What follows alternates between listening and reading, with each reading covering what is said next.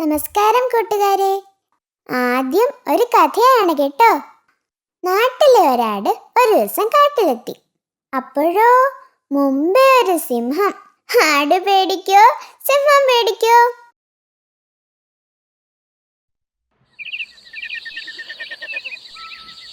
ഒരിക്കൽ നാട്ടിലെ ഒരാട് വഴി തെറ്റി കാട്ടിലെത്തി. കാടിൻ്റെ പച്ചപ്പ് കണ്ട് ആടാകെ അമ്പരന്നു. ഹായ്, എന്തു ഭംഗി! നിറയെ പുല്ല്! ഇതാണോ ഈ മനുഷ്യർ കാട് കാട് എന്ന് പറഞ്ഞ ആടുകളെ പേടിപ്പിക്കുന്നത്?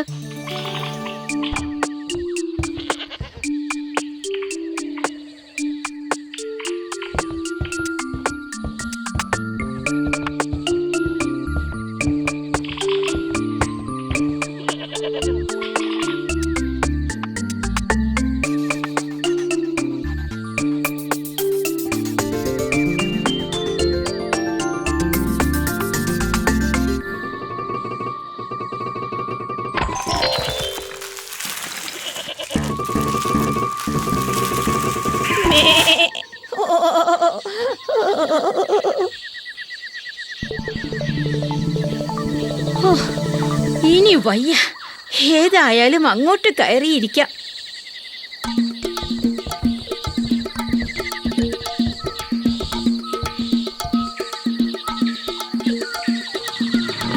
കുറച്ചു കഴിഞ്ഞപ്പോൾ ഗുഹയുടെ ഉടമസ്ഥനായ സിംഹം അവിടെ എത്തി. എന്റെ ഗുഹയിൽ കയറാൻ ധൈര്യമുള്ള മറ്റൊരുവനോ?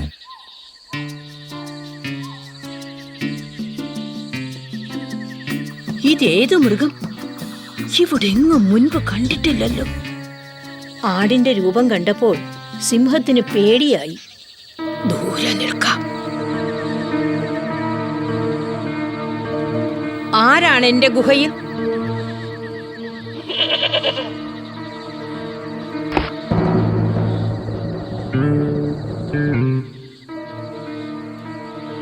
ഏതായാലും മരിക്കും. ഒരു വിദ്യ പ്രയോഗിച്ചാലോ?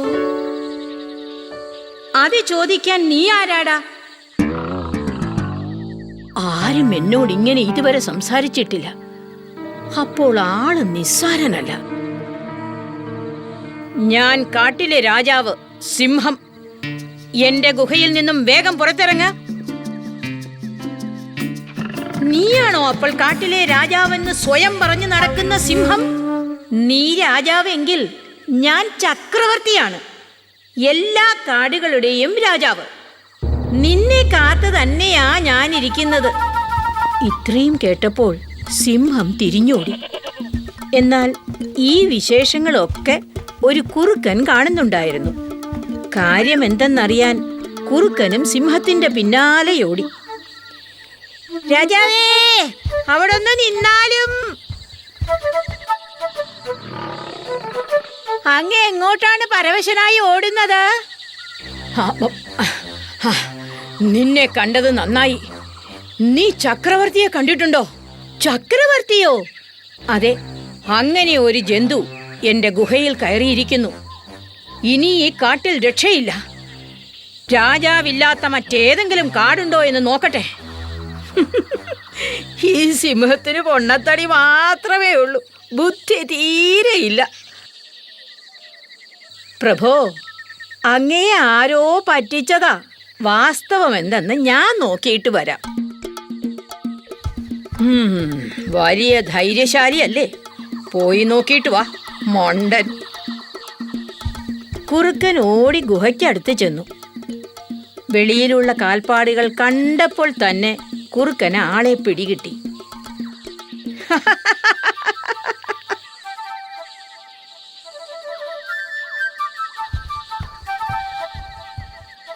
പ്രഭോ, അങ്ങയുടെ ഗുഹയിൽ ഒരാടാണ്. ആടോ? അത് നിനക്കെങ്ങനെ അറിയാം? ഞാൻ എത്രയോ ആടുകളെ ഗ്രാമത്തിൽ നിന്നും മോഷ്ടിച്ചു കൊണ്ടുവന്നിരിക്കുന്നു. അങ്ങ് ധൈര്യമായി വന്നാലും പേടിയാണെങ്കിൽ എന്റെ പുറകിൽ ഒളിച്ചാൽ മതി. കാട്ടിലെ രാജാവായ ഞാൻ നിസ്സാരനായ ഒരു കുറുക്കന്റെ പിന്നിൽ ഒളിക്കുകയോ? ഛേ! പ്രഭോ, നമ്മുടെ വാലുകൾ തമ്മിൽ കൂട്ടിക്കെട്ടാം. ആ ജന്തു തിന്നുകയാണെങ്കിൽ ആദ്യം എന്നെ തിന്നട്ടെ, അങ്ങ് വന്നാലും. അങ്ങനെ വാലുകൾ തമ്മിൽ കൂട്ടിക്കെട്ടി സിംഹവും കുറുക്കനും ഗുഹയുടെ മുന്നിലെത്തി. കുറുക്കനെയും സിംഹത്തെയും ഒന്നിച്ചു കണ്ട ആടിന് വെപ്രാളമായി. പക്ഷേ അവരുടെ വാലുകൾ കൂട്ടിക്കെട്ടിയിരിക്കുന്നത് കണ്ടപ്പോൾ കാര്യം പിടികിട്ടി. അപ്പോൾ ഈ കുറുക്കന്റെ ധൈര്യത്തിൽ ആ സിംഹം തിരിച്ചു വന്നിരിക്കുന്നത്. ഇപ്പൊ കാണിച്ചു കൊടുക്കാം. എപ്പോ എത്തി ചക്രവർത്തി? കുറച്ചു നേരമായി ചങ്ങാതി നിന്നെയും കാത്തിരിക്കാൻ തുടങ്ങിയിട്ട്. അത് സാരമില്ല, സിംഹത്തെ കൊണ്ടുവന്നല്ലോ, അത് മതി.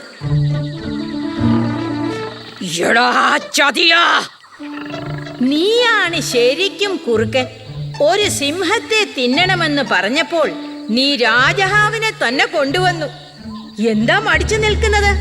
ആ കിഴവനെ ഇങ്ങോട്ട് തള്ളിവിട്, അതോ ഞാൻ അങ്ങോട്ട് വരണോ? ഇത് കേൾക്കണ്ട താമസം നിലവിളിച്ചുകൊണ്ട് സിംഹം ഓടി. കുറുക്കന്റെ കാര്യം പിന്നെ പറയണോ?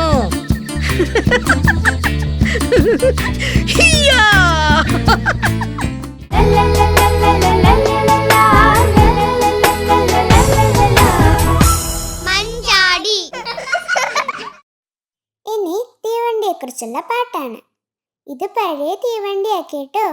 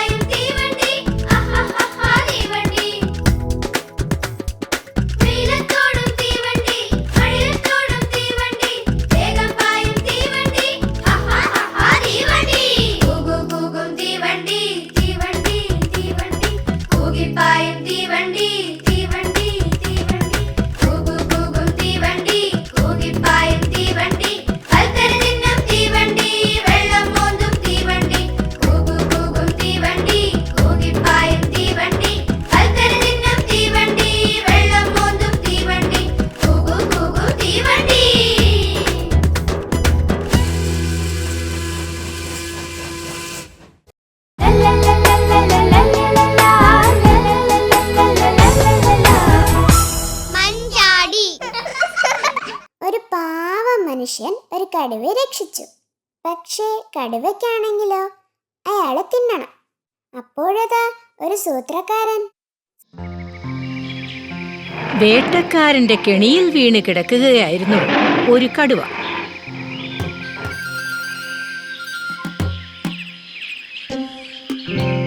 ആ, ഇയാളെ പറ്റിച്ച് രക്ഷപ്പെടാം.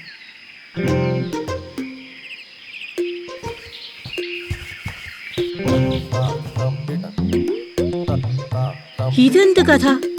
കടുവ പ്രാർത്ഥിക്കുകയോ? ഹേ മനുഷ്യ, നിങ്ങൾക്ക് ദൈവത്തിൻ്റെ ഒരു സന്ദേശമുണ്ട്, സ്വീകരിച്ചാലും. ദൈവത്തിൻ്റെ സന്ദേശമോ? അതെ, എനിക്ക് ദൈവത്തിൻ്റെ വെളിപാടുണ്ടായിരിക്കുന്നു.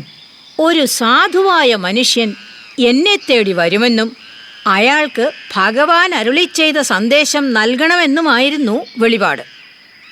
ആ മനുഷ്യൻ നിങ്ങൾ തന്നെയാണ്. എന്നാൽ വേഗമാകട്ടെ, ആ സന്ദേശം എനിക്ക് പറഞ്ഞു തരൂ. പറഞ്ഞു തരാമല്ലോ, പക്ഷേ എന്നെ തുറന്നു വിടണം. തുറന്നു വിടാനോ? തുറന്നു വിട്ടാൽ നീ എന്നെ തിന്നും. പക്ഷേ തുറന്നു വിട്ടാലേ മന്ത്രം പറഞ്ഞു കൊടുക്കൂ എന്ന് കടുവയും ശഠിച്ചു. അവസാനം ഗ്രാമീണൻ കടുവയെ തുറന്നു വിട്ടു. എവിടെ സന്ദേശം? താങ്കൾ എൻ്റെ ഭക്ഷണമാകണം എന്നതാണ് ദൈവത്തിൻ്റെ സന്ദേശം.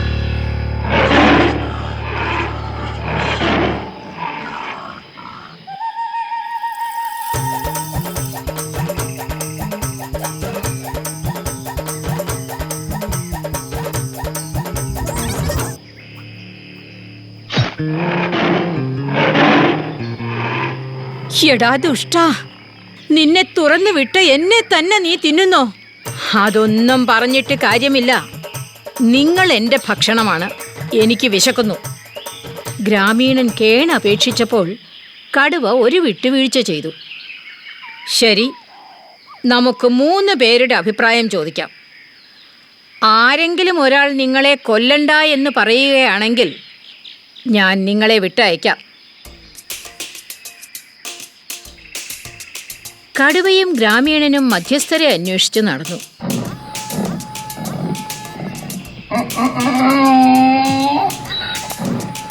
ഈ കടുവയെ ഞാൻ വേടന്റെ കൂട്ടിൽ നിന്നും രക്ഷിച്ചു.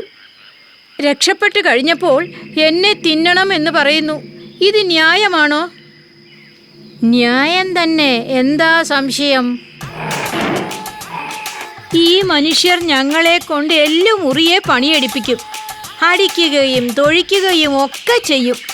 രോഗം വന്നാൽ ഉപേക്ഷിക്കും. അത്രയ്ക്ക് ക്രൂരന്മാരായി ഇവര്. ഇയാളെ തിന്നണം. അയാൾ കടുവയോടൊപ്പം അടുത്തയാളെ അന്വേഷിച്ചു നടന്നു.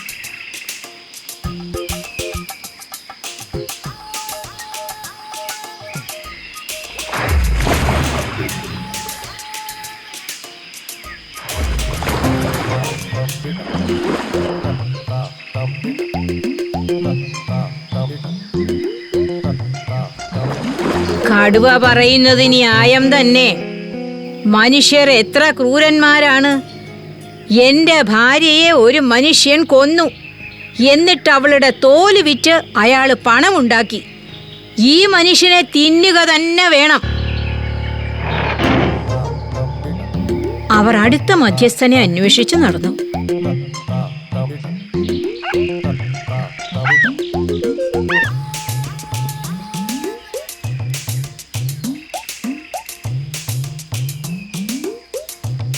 ഗ്രാമീണന്റെ കഥ കേട്ടപ്പോൾ കുറുക്കന് പ്രശ്നത്തിന്റെ ഗൗരവം മനസ്സിലായി. നിങ്ങൾ പറയുന്നത് എനിക്ക് ശരിക്കും മനസ്സിലാവുന്നില്ല. അപ്പോൾ ഈ മനുഷ്യൻ കൂട്ടിൽ കിടക്കുമ്പോൾ കടുവച്ചേട്ടൻ അതുവഴി വന്നു ഇല്ലേ? ഛേ, വിഡ്ഢിത്തം. ഞാനായിരുന്നു കൂട്ടിൽ. ആ, ശരി. അപ്പോൾ ഈ മനുഷ്യൻ പ്രാർത്ഥിക്കുകയായിരുന്നു. കണ്ണു തുറന്നപ്പോൾ കടുവച്ചേട്ടനെ കണ്ടു അല്ലേ? ഛായ്, അസംബന്ധം. ഞാനായിരുന്നു കൂട്ടിൽ പ്രാർത്ഥിച്ചു കൊണ്ടിരുന്നത്. ആ, ശരിയാണ്, കടുവച്ചേട്ടൻ കൂട്ടിലായിരുന്നു. അപ്പോൾ ഇവിടെ എങ്ങനെ എത്തി? കുറുക്കൻ ഒന്നും അറിയാത്ത പോലെ പിന്നെയും ചോദിച്ചു. മണ്ട ശിരോമണി, ഇത്രയും പറഞ്ഞിട്ടും മനസ്സിലായില്ലേ? എന്തോ ഒരു പ്രശ്നമുണ്ട്. നമുക്ക് സംഭവം നടന്ന സ്ഥലത്ത് പോകാം. ആ ശരി, പോകാം. കടുവയും കുറുക്കനും ഗ്രാമീണനും അങ്ങനെ കാട്ടിൽ കടുവ കിടന്ന കൂട്ടിനടുത്തെത്തി. ഇനി ഞാനൊന്ന് കാണട്ടെ കാര്യങ്ങൾ എങ്ങനെയാണ് സംഭവിച്ചതെന്ന്. ഈ മനുഷ്യൻ കൂട്ടിൽ കയറട്ടെ. കടുവച്ചേട്ടൻ എങ്ങനെയാണോ പ്രാർത്ഥിച്ചുകൊണ്ട് നിന്നത് അങ്ങനെ ചെയ്യട്ടെ. ഓ, ഈ മണ്ടനോട് എത്ര തവണ പറയണം, ഞാനായിരുന്നു കൂട്ടിൽ. അതെങ്ങനെ? കടുവച്ചേട്ടൻ എങ്ങനെ കൂട്ടിൽ കയറും? ഓ, മരക്കഴുത. ദാ ഇങ്ങനെ. ഇപ്പൊ മനസ്സിലായോ? ശരി, സമ്മതിച്ചു. ഇനി നിങ്ങൾ ആ കൂടടയ്ക്കൂ. ഞാനൊന്ന് കാണട്ടെ നിങ്ങൾ എങ്ങനെയാണ് അത് തുറന്നതെന്ന്.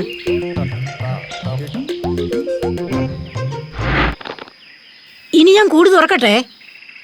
എടോ മനുഷ്യ, നിങ്ങളെപ്പോലൊരു പമ്പര വിഡ്ഢിയെ ഞാൻ ഇതുവരെ കണ്ടിട്ടില്ല. വേഗം ഓടി രക്ഷപ്പെടാൻ നോക്ക്.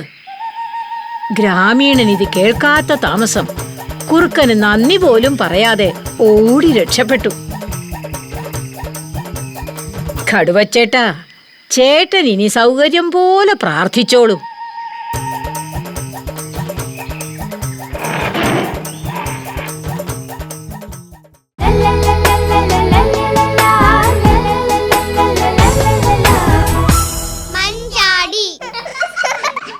ഒരിടത്തൊരിടത്ത് രണ്ട് ചങ്ങാതിമാരുണ്ടായിരുന്നു, മണ്ണാങ്കട്ടയും കരിയിലെ. അങ്ങനെ ഇരിക്കെ അവരൊരു ദിവസം കാശിക്ക് പോയി. അപ്പോഴോ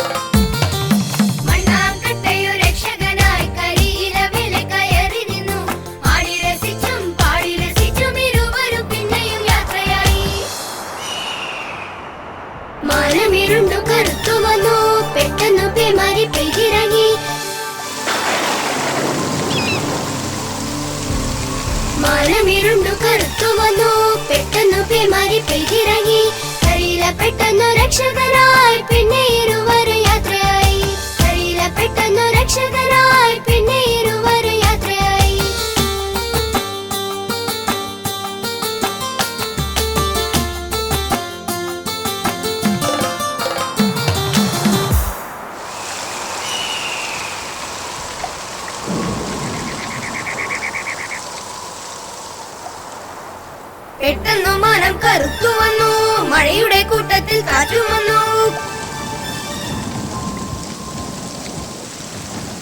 പെട്ടെന്നു മാനം കറുത്തു വന്നു, മഴയുടെ കൂട്ടത്തിൽ കാറ്റും വന്നു. കരിയിലയങ്ങു പറന്നു പോയി, മണ്ണാങ്കട്ട അലിഞ്ഞു പോയി. കരിയിലയങ്ങു പറന്നു പോയി, മണ്ണാങ്കട്ട അലിഞ്ഞു പോയി.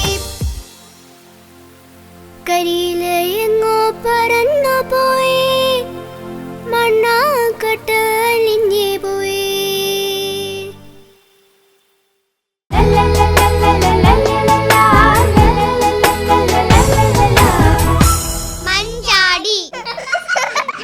കൂട്ടുകാർ കല്യാണത്തിന് പോയിട്ടില്ലേ? സദ്യ കണ്ടിട്ടുണ്ട് അല്ലേ? എന്നാ പറയാമോ ഒരു കടുവയുടെ കല്യാണം എങ്ങനെയിരിക്കും? ഇതാ ഒരു കടുവ കല്യാണം കഴിച്ച കഥ.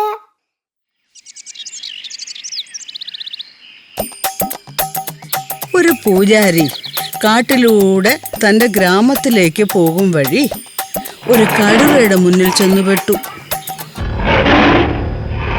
പക്ഷെ കടുവയ്ക്ക് പൂജാരിയോട് അലിവ് തോന്നി. അപ്പൂപ്പൻ എങ്ങോട്ടാ പോകുന്നത്?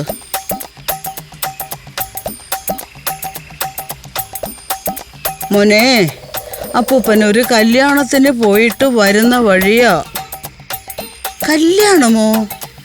എന്താണ് അപ്പൂപ്പ കല്യാണമെന്ന് വെച്ചാൽ? ആണും പെണ്ണും ഒരുമിച്ച് ജീവിക്കാൻ തുടങ്ങുന്നതാണ് കല്യാണം. ഓഹോ, അങ്ങനെയാണോ? എന്നാൽ അപ്പൂപ്പ, എനിക്കും ഒരു കല്യാണം കഴിക്കണം. ജീവൻ രക്ഷിക്കണമെങ്കിൽ എന്തെങ്കിലും ഉപായം പറഞ്ഞേ പറ്റൂ.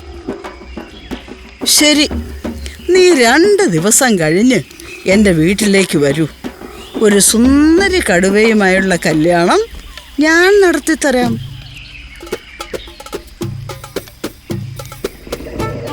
പൂജാരി വീട്ടിലെത്തിയ ഉടൻ തന്നെ തൻ്റെ മിത്രങ്ങളായ നാട്ടുകാരെ വിളിച്ച് ഒരു വലിയ കൂടുണ്ടാക്കി കടുവ വരുന്നതും കാത്തിരുന്നു.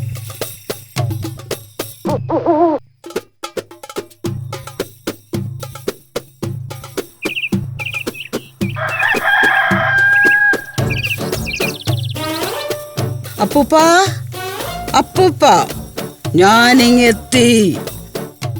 എന്നാൽ പൂജാരി പേടിച്ച് വീട്ടിന് വെളിയിലിറങ്ങാൻ തയ്യാറായില്ല. നീ വന്നോ?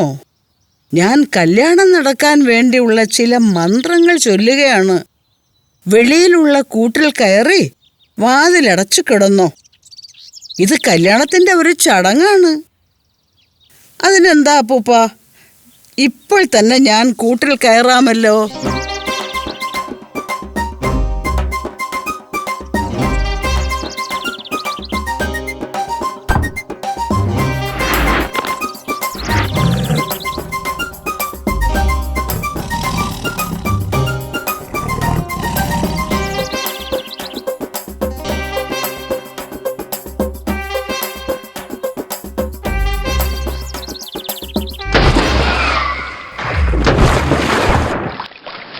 ഓ, കല്യാണം കഴിക്കാൻ ഇത്രയും കഷ്ടപ്പെടണമെന്ന് ഞാൻ അറിഞ്ഞില്ല.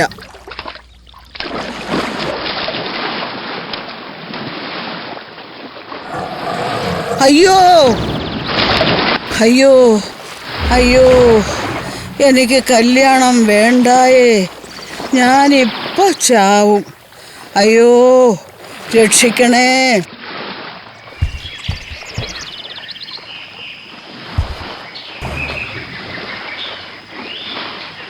നീന്തറിയാത്ത ഏതോ കടുവച്ചാരാണ്. രക്ഷിച്ചേക്കാം.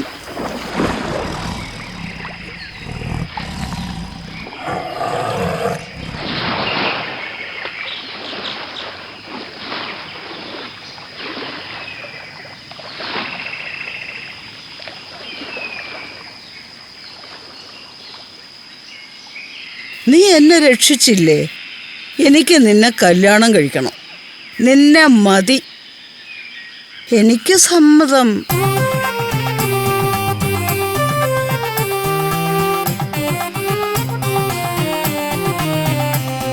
എനിക്ക് സന്തോഷമായി.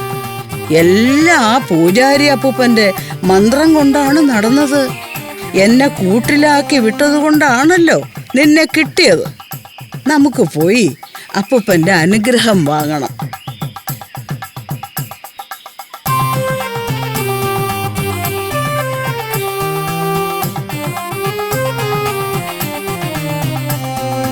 അപ്പൂപ്പ, അപ്പൂപ്പ,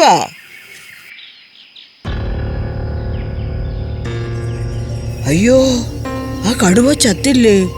എന്നെ പിടിക്കാൻ തന്നെയാണ് വേറൊന്നിനെയും കൂട്ടി തിരിച്ചു വന്നിരിക്കുന്നത്.